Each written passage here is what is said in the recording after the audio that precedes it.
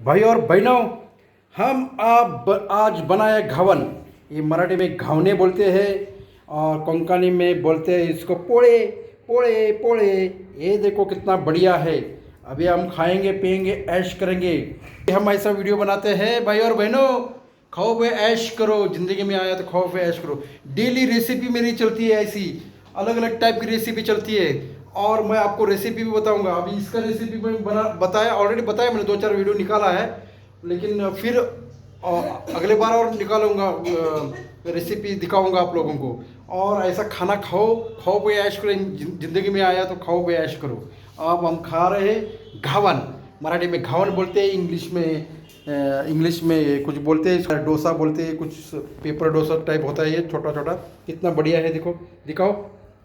हाँ दिखाओ, first class. खाओ, आराम से खाओ। एक खा के दिखाओ कैसा लगता है, देखो। हाँ खाओ, हाँ खाओ खाओ। हाँ कितना बढ़िया है, देखो। और मैं भी खाता हूँ, मेरे को भी दे दो जब, थोड़ा सा खाने के लिए दे दो, थोड़ा सा दे दो। हाँ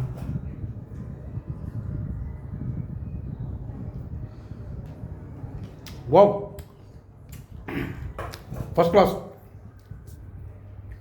फर्स्ट क्लास, फर्स्ट क्लास। मेरे वीडियो को लाइक करो, शेयर करो, सब्सक्राइब करो। और ऐसे डेली डेली वीडियो मैं निकालूंगा। Okay, bye bye, love you all, thank you.